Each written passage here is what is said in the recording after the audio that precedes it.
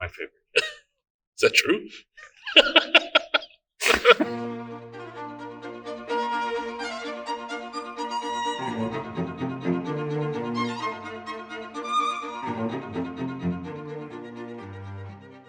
Hello, everybody, and welcome to Backstage Talks. We're going to be talking about September, our opening concert. And right next to me is our principal percussionist, Leo. Last name, Valenzuela. No, that was it. Valenzuela. You got it. I screwed it up last time. Finally got it right. It's a hard one to remember, but I got it. And he actually brought some interesting toys with him, Yes. which you will introduce Of course. a little later. Yeah, definitely. But before we... the snare drum must be for the bolero. That's correct. I'm assuming the tambourine is probably for deafness. Yes. And the castanets are for deafness as well? Also, yes, yes, definitely. There's a gazillion of you in deafness in Chloe, right? It's like 7 of you? 8. Or There's 8. There's 8 of us. 8 percussion. 8 percussion. Yeah. It's going to be a lot of noise. Yes. Well, typically when you see a piece that's calling for 8 percussion, my mind automatically goes to the setup. Oh my God. It's going to take so much room. Exactly, right? Exactly. And so one of the nice things about YouTube is, of course, you can go and let's take a look. Let's see some other groups that have done this piece. And so I got on YouTube, and it's not a big setup. You know, every person has their one instrument. You know, there's the one snare drum, there's another snare drum, there's the bass drum, there's one person with the triangle, there's one person with the castanet. So it's not a big setup. You know, there's 8 of us, but you know, we're not spread all over the place. Ravel knew what he was doing, right? Exactly. But we're going to open the concert with Gershwin Rhapsodies. Right. One in blue, one in orange, one in yellow, one in one in blue, of course. The blue, yeah. Yes, Rhapsody. It's a Rhapsody in blue, a lot of fun. I think a lot of people know the opening of the clarinets. Yes. Right. That's always fun. Yep. Kevin Cole is going to play piano. Yes. And we'll do another Rhapsody, which is... it was called the New York Rhapsody, the Manhattan Rhapsody, the Rivets Rhapsody. We just call it Purple Rhapsody, and that's it. It's not as famous as the Rhapsody in Blue, but it's a lot of fun as well. Yeah, So and then on second half, we'll play Daphnis in Chloe, which is it's a ballet. Yes, right? It was a ballet. That's correct. Ballet, yeah, about an hour long. An hour long, and we're not going to play an hour. No, we're not. We're doing the second suite. We're doing the second suite. Ravel took music from the ballet to make the Suite 1 and the Suite 2. And my understanding is the Suite 2 is most of the music from the end of the ballet. Correct. Also encompassing a dance. A dance at the end I of think the that's where Chloe is trying to get away from the pirates. Correct. She gets abducted by pirates. Right. She's trying to get away. So the orchestra just keeps rolling. Yes. I guess you're going to play that part. It's a lot of fun to listen. Yeah. You want to introduce some of this? Yeah, sure. Yeah. So, okay, so this is a tambourine, okay? Very well-known instrument in percussion. Now, what's great about the piece is that we do have some different sounds, some different textures in the percussion section. Generally you have the snare drum, bass drum, cymbals, timpani, of course. But with the Daphne and Chloe's, we get to do some of what I call the toys, some of the other sounds, the other textures, and one of them being the tambourine. So, I'm learning here. I'm learning a lot, actually. Awesome.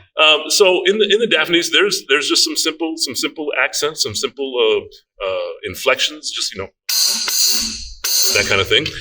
There's some rolls, and with the tambourine, you roll basically 2 different ways. There's what we call the shake roll. Daphne's got some of those. And also in the Daphne and Chloe's, you have what's called a thumb roll, where you actually have to generate the friction with your thumb to do a roll on the head. Yes. Yeah. Well, I've got beeswax. They sell beeswax, and you kind of put some beeswax on the edge of the tambourine, and so that kind of eliminates the need. But yeah, you can lick your thumb and get that. Must be from a perspective of an audience member who is managed to stare at you when you're doing it. Exactly right. That'd be pretty funny. Yeah, definitely. So this is a lot more effective with the beeswax. So that's the tambourine right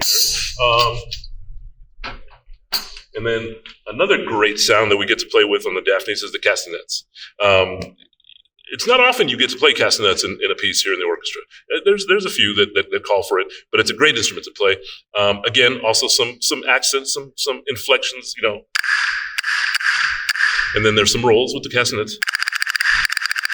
And how I'm playing this here on my knee is typically how you play castanets. You're standing up and you put your knee on a chair. Even traditionally, when, let's say in Spanish music, a couple of hundred years ago. Well, did they do the same thing? No.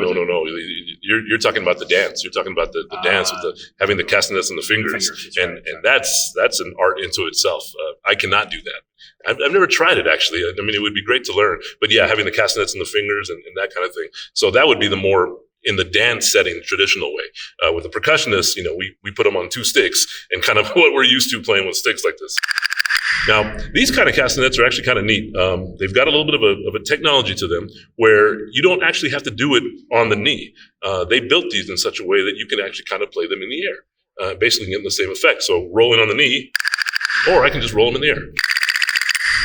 Cool. Yeah. So they've got a little bit of a design that allows you to do that. So that's the castanets. Okay. And just some of the toys. Of course, the snare drum figures in the Daphne and Chloe's. It figures in the entire program. That's a big part. Well, the bolero. There's the bolero. And we can get that into a little bit.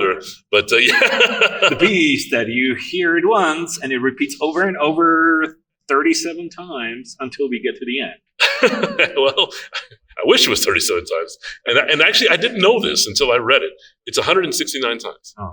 This ostinato pattern is played 169 times. And there is a story about Ravel. He was actually, didn't he have a disease towards the end of his life? Well, that kind of explains the repetition, because it apparently affects your brain that you're looking for words. And I don't know the name of the disease, but it's a form of dementia. It's a form of dementia, and you kind of slowly begin to lose your ability to communicate.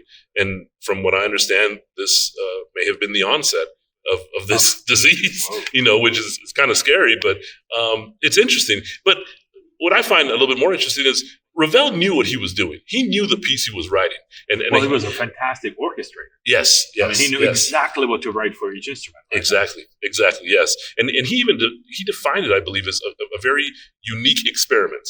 He knew what this piece was. This piece is a very unique experiment in a very specific direction. It's not your traditional piece. It's got a very specific purpose. He was aware of that. He knew what he was doing. and as an orchestra, it's a challenge. It's a huge challenge because every section is exposed. Yep. And so as a percussionist, specifically the snare drum part, it's a challenging piece. It's a very prestigious piece to say that you played the bolero, with a symphony orchestra. It's quite a big deal. And I discussed this with you actually over email that I've been fortunate to do this piece twice here with the symphony orchestra. I did it under Maestro Eichel. I did it under Maestra Ilanese. And so I thought about this time, and I'm like, well, I've done it already. I'd like to give the opportunity to someone in the section.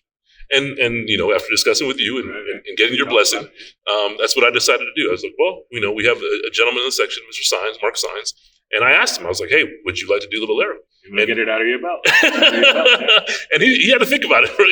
He had to think about it for a little bit. The pressure must be huge. It comes out of pressure. You are the first one to start it, right? Exactly. It's just basically... Yes. And the piece goes with the snare drum in that the piece starts pianissimo, as soft as you can play.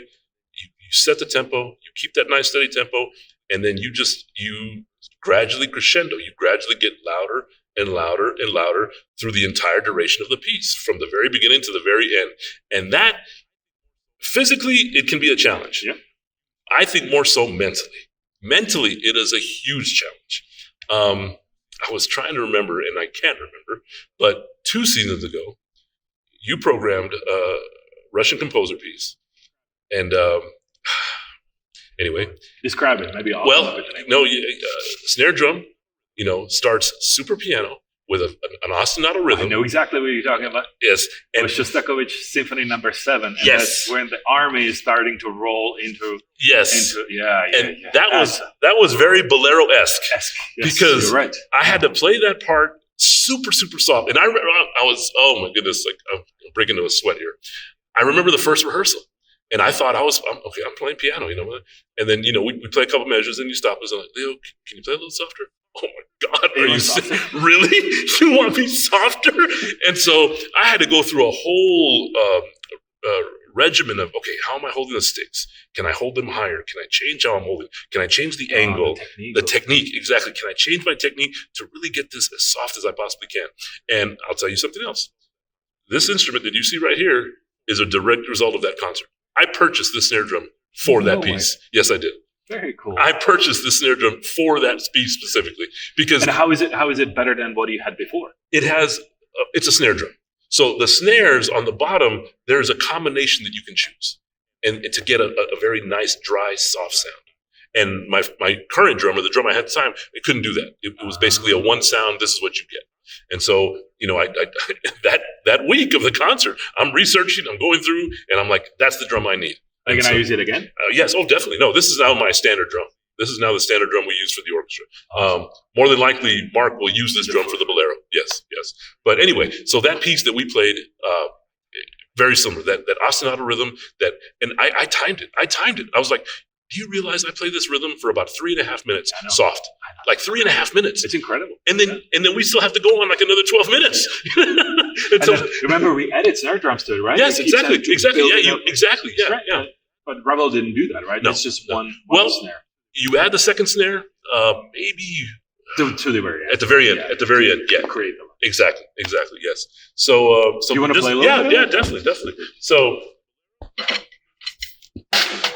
So again, the bolero. This is basically bolero. This is the start of the bolero.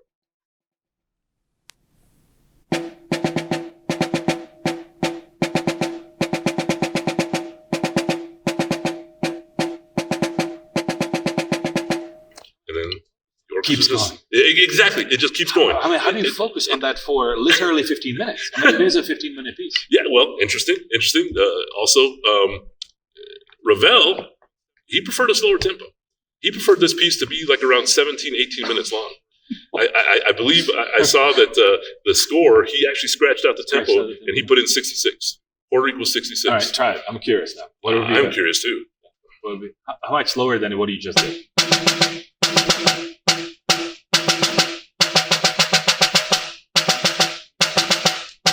I prefer that. See, but you know who's not going to prefer it? All the soloists from everybody else, because they have to play these long lines and breathe it and make sure that they can carry the sound and all that. So maybe that's one of the reasons why we play it these days a little on the speedier. Yeah. There's conductors that prefer the piece to be around the 13, 14 minute range. Basically taking off like 3 or 4 minutes from Ravel's suggested tempo. Yeah, it is. So I thought that was really interesting. Yes, that is very interesting. One of the conductors actually got into a disagreement with Ravel. They got into it a little bit backstage. Toscanini. I don't know the story. No, well, that's the conductor. Who did that? He the story was that he performed the bolero, and at the end of the bolero, Ravel was in the stage. He acknowledges Ravel. Ravel doesn't acknowledge it back. He doesn't like stand up and acknowledge the crowd. He's there. Yeah. So the end of the concert, Ravel's backstage. Hey, I tried to acknowledge you. It's too fast. You played that piece too fast. And the conductor, he's what did he say? I'm quoting. He said, "You don't know how your music should sound." Oh, lovely. Oh, that's yeah.